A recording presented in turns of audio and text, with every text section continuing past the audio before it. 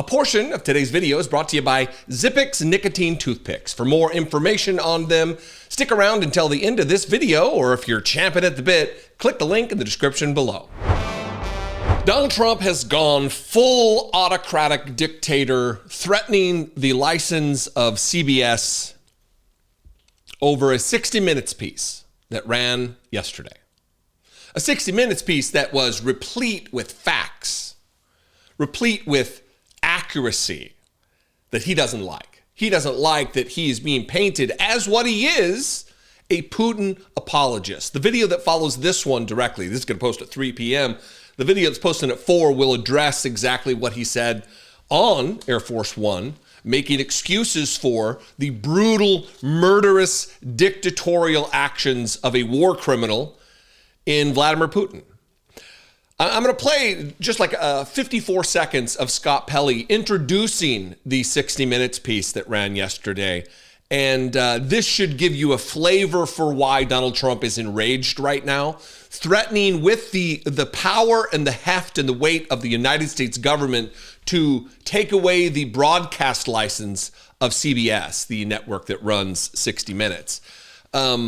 We'll run that. We'll play this Scott Pelley intro, and then I want to talk about this post. I almost said tweet. This post from True Social where he rambles and rambles and rambles. It's incoherent, and at the very end dispatches the director of the FCC, the chairman of the FCC, to harass, if not pull the license altogether. First, though, here's Scott Pelley from 60 Minutes introing the segment that sent Donald Trump over the edge. The Ukrainian president faces a critical moment in his alliance with the United States. In an interview this past Friday, Volodymyr Zelensky invited President Trump here to Ukraine to see how Russia's unprovoked invasion 3 years ago continues to threaten the peace of the Western world. Zelensky is navigating a sharp turnabout in Washington. The United States had been leading NATO in arming Ukraine and isolating Russia, but since taking office, President Trump has praised the Russian dictator Vladimir Putin and criticized Zelensky. This past Friday, a Trump official met Putin in Russia about the same time we sat down with Zelensky in his hometown. It had been a week since Russia killed 9 children on a playground. Obviously, this was recorded before what took place yesterday, where 34 civilians, including 2 children, were targeted. They were not specifically individually targeted, but the civilian population center in which they live was on Palm Sunday. Donald Trump is taking up for. Donald Trump has never had one single negative thing to say about Vladimir Putin. I've yet to hear a cohesive, coherent, cogent explanation for why Donald Trump is so obsequious in his praise of Vladimir Putin. I don't know. But this is what he posted after this segment ran. That was the intro of which. He posted this 9:13 p.m. yesterday on True Social. Almost every week, 60 Minutes, by the way, even if 60 Minutes were to lie, not a crime. He could sue them for defamation, sure. But there is no crime here. Nothing that rises to the level of having someone's broadcast license removed by the federal government for saying something negative about the president. This all falls within the purview of the First Amendment rights guaranteed and protected by the Constitution of the United States. Now to the stupid post. Almost every week, 60 Minutes, which is being sued for billions of dollars for the fraud they committed in the 2024 presidential election, with their interview of failed presidential candidate Kamala Harris, mentions the name Trump in a derogatory and defamatory way. If it's defamatory, sue them. Otherwise, shut the f*** up and be a president to all people, protecting and supporting and defending the Constitution of the United States, under which you're able to run your fucking suck, Donald Trump. But this weekend's broadcast tops them all. They did not one, but two major stories on Trump having to do with Ukraine. Why is it you think that they're doing stories about Trump? Is it because you're the president of the United States, Donald Trump? Or do you think you're immune from criticism? You're immune from commentary. You're immune from people, me included, talking about you. You're not. You are but a man. The rest of the world and the rest of the country doesn't view you as some kind of a cult leader demigod. You're just a dude who got elected president. Which I say, the Ukraine war, which I say is a war that would never have happened if the 2020 election had not been rigged. Wasn't rigged, that's a lie and a conspiracy theory. In other words, if I were president and the other story was having to do with Greenland, casting our country as led by me falsely, inaccurately, and fraudulently, it is impossible to read this. This is a poorly written fourth grade paper. This is something that a 10-year-old would be embarrassed to submit with the errant, random freak show capitalization and the use of commas and punctuation. This is a nightmare to read. Feel sorry for me, I guess, is what I'm saying. As led by me falsely, inaccurately, and fraudulently, I am so honored to be suing 60 Minutes, CBS Fake News, and Paramount over their fraudulent, beyond recognition reporting. They did everything possible to illegally elect Kamala, including completely and corruptly changing major answers to interview questions. Interview was capitalized, for good reason. Interview capitalized. And corruptly changing major answers to interview questions, but it just didn't work for them. They are not, he's talking about CBS News here in this next part, not Fox News, not Newsmax, not OAN. He's talking about CBS here.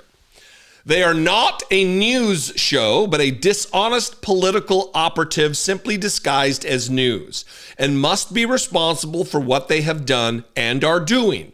They should lose their license, hopefully, says the President of the United States, who is over and in charge of the director, the commissioner of the Federal Communications Commission. Hopefully, the Federal Communications Commission, FCC, as headed by its highly respected chairman, Brendan Carr, will impose the maximum fines and punishment, which is substantial for their unlawful and illegal behavior.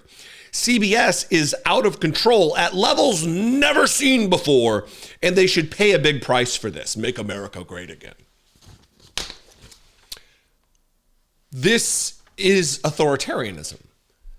This is what dictators do. They try to levy the weight and the power of the government they run to punish media outlets that tell the truth. And even if they had lied, which they did not, they have every right to do so under the Constitution. Even if they got it wrong politically, and editing interviews with political opponents, just like they do heavily edit his interviews on Fox News, not a crime. It's an editorial decision. There is no law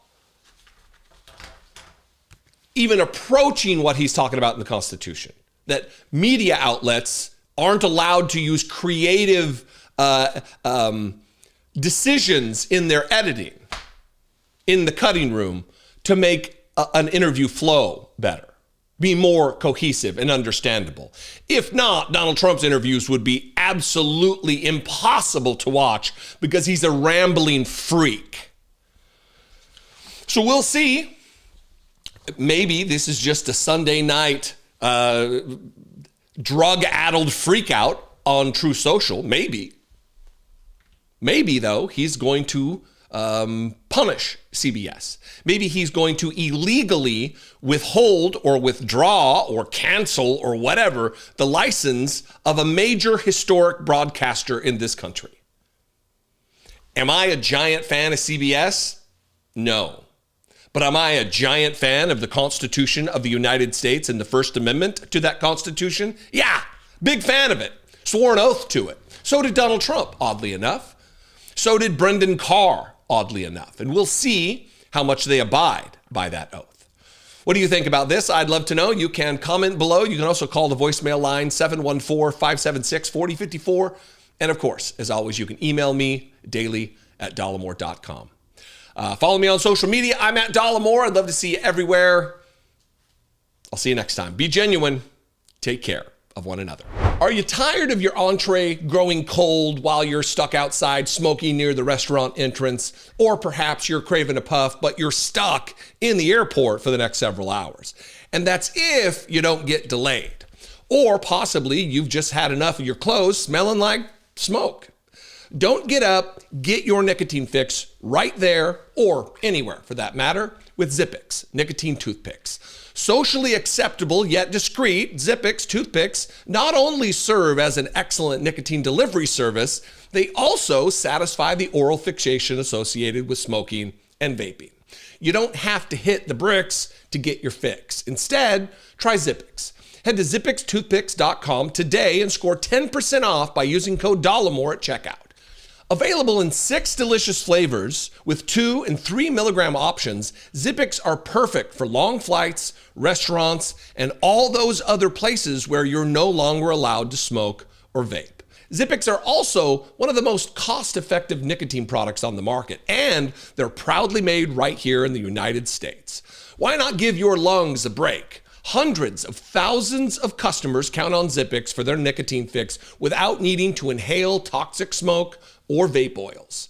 Or maybe you're just looking for a boost. Zippix also offers caffeine and B12 infused toothpicks too.